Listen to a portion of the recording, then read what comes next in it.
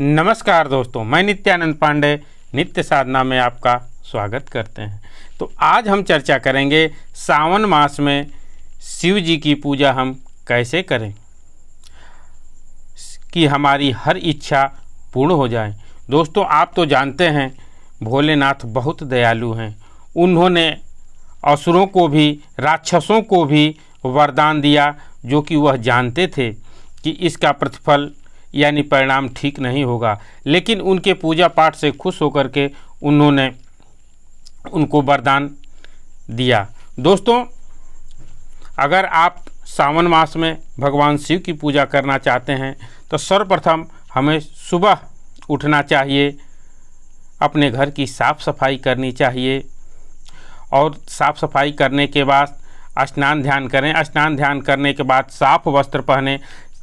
उसके बाद अपने पूरे घर में गंगा जल छिड़कना चाहिए। उसके बाद अपने घर के पूजा मंदिर में जा कर के, अगर आप घर के मंदिर में पूजा करना चाहते हैं, घर पर पूजा करना चाहते हैं, तो घर के मंदिर में आप शिवलिंग रख कर के भी पूजा कर सकते हैं। अगर आप मंदिर में जाना चाहते हैं तो आप मंदिर में भी जा सकते हैं। मंदिर में भगवान शिव की प्राण प्रतिष्ठा होती है। इस वजह से अगर मंदिर में आप जाते हैं तो बहुत ही अच्छा होगा। अगर किसी कारण से आप मंदिर में नहीं जा सकते हैं तो घर पर आप लाल कपड़ा बिछा करके आसन दें, भगवान शिव को आसन लगा दें। उसके बाद में संकल्प लें। संकल्प लेकर के सर्वप्रथम हमें गणेश जी की पूजा करना चाहिए, उसके बाद भगवान शिव की पूजा करना चाहिए। अगर आप घर पे शिवलिंग रखे हुए हैं, घर पर पारद शिवलिंग या नर्मदेश्वर शिवलिंग रखना बहुत ही शुभ होता है, जो कि अंगूठे के बराबर हो, उससे बड़ा नहीं होना चाहिए। दोस्तों, अगर यह शिवलिंग आपके घर नहीं है तो आप चाहते हैं तो मिट्टी का भी शिवलिंग बना करके घर पे पूजा कर सकते हैं। एक थाली में लेके साफ मिट्टी लें और उस पर बेलपत्र रख करके छोटा सा शिवलिंग बना करके आप उसका पूजा कर सकते हैं। दोस्तों, अगर आप मंदिर में जाते हैं तो मंदिर में अगर घर से जल लेकर के जाएं तो और ही अच्छा होता है। अगर नहीं आप घर से जल ले कर जा सकते हैं तो वहाँ जल ले कर के भगवान शिव को आप अर्पित करें। दोस्तों, उसके बाद आप भगवान शिव को जल अर्पित करने के बाद में चाहते हैं तो पंचामृत से उनको स्नान करा सकते हैं, फल चढ़ा सकते हैं, दूध से बनी मिठाइयाँ चढ़ा सकते हैं, बिल्वपत्र चढ़ा सकते हैं। बिल्वपत्र चढ़ाना बहुत ही लाभदायी होता है। दोस्तों, धतूरा चढ़ा सकते हैं, धतूरा का पुष्प चढ़ा सकते हैं, धतूरा का फल चढ़ा सकते हैं। दोस्तों, भस्म चढ़ा सकते हैं, जो कि मार्केट में आसानी से मिल जाता है। आप भस्म भी चढ़ा सकते हैं। चावल के दाने यानी अक्षत, उनको ज़रूर चढ़ाने चाहिए, जो कि टूटे फूटे न हो। गंगा जल जरूर अर्पित करना चाहिए, अष्टगंध अर्पित करना चाहिए। उसके बाद आप लवंग, पान, सुपारी ज़रूर अर्पित करें। दोस्तों, उसके बाद में आप जानते भी होंगे, शिवलिंग पर सफ़ेद पुष्प और नहीं तो नीला पुष्प आप चढ़ाया जाता है, लाल पुष्प कभी नहीं चढ़ाना चाहिए। दोस्तों, अगर आप घर पे पूजा करते हैं तो पारस शिवलिंग या नर्मदेश्वर शिवलिंग की पूजा कर सकते हैं। उसके बाद दोस्तों, अगर मंदिर में भी पूजा करते हैं तो आप अर्पित करने के बाद वहाँ बैठ करके आप शिव चालीसा का पाठ करें, शिव स्तुति करें, शिव अष्टक का पाठ करें। अगर आप महिला हैं तो अगर कुछ नहीं करना चाहती तो नमः शिवाय का मंत्र का जाप कर सकती हैं। अगर आप पुरुष हैं तो ओम नमः शिवाय का पाठ कर सकते हैं।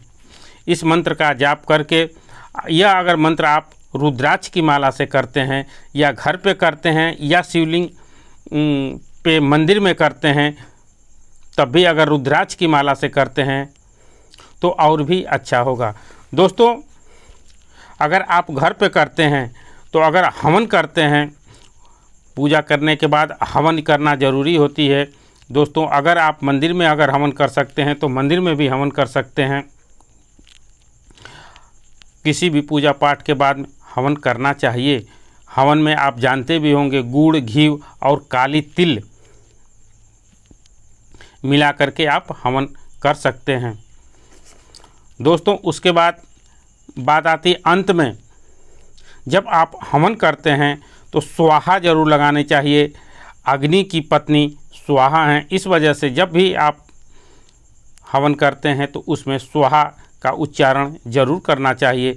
उसके बाद अंत में दोस्तों प्रदक्षिणा, कोई भी पूजा पाठ होती है तो प्रदक्षिणा जरूर करना चाहिए। अगर आप मंदिर में प्रदक्षिणा करते हैं तो शिव जी की आप जानते भी होंगे आधी प्रदक्षिणा करनी चाहिए। अगर घर पे करते हैं तो उसी स्थान पर आप खड़ा होकर के 5 बार दाहिने की तरफ आप प्रदक्षिणा कर सकते हैं।